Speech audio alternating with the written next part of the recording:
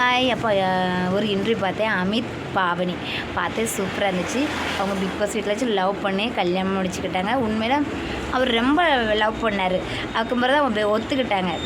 பாவனி உடனே ஓடி போய் ஐயோ லவ் வந்துருச்சு ஒத்துக்கிட்டேன் அப்படி அவங்களுக்கும் இருந்துச்சு. ஆனாலுமே சொல்லலை.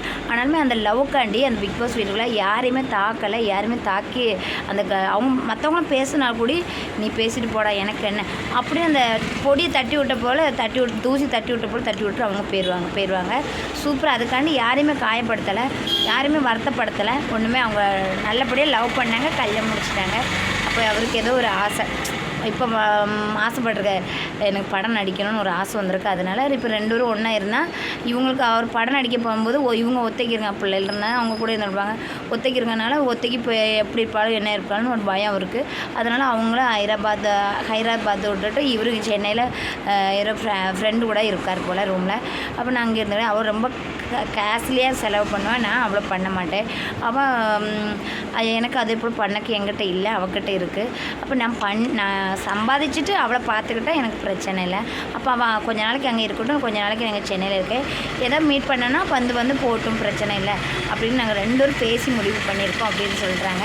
ஏன்னா அவங்க ஏதோ வாடகை வீட்டில் தான் இருக்காங்களோ என்ன தெரியல, ரூமுக்கெல்லாம் பைசா அவள் தான் கொடுக்குறா அப்படின்னு சொல்கிறாரு. அப்போ டான்ஸில் அவர் ஊட்டியிலேருந்து தான் சென்னைக்கு வந்திருக்காரு.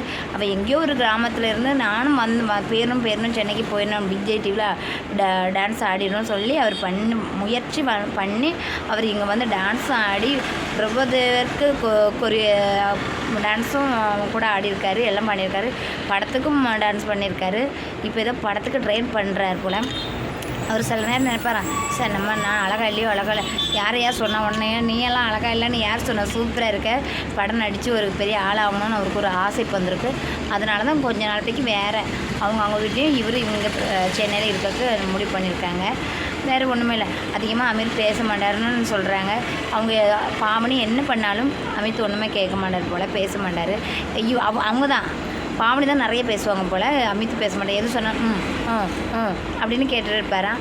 அவங்க பேச மாட்டாங்களா, ஏடா நீ சண்டை இப்போ சண்டை போட மாட்டேங்க அப்படிலாம் கேட்பாங்களா. ஏன்னா நம்ம ஏதாவது சொன்னால் தானே அங்கேயும் இங்கேயுமே சண்டை வரும். அதனால் இப்போ ஒன்றுமே இல்லையா.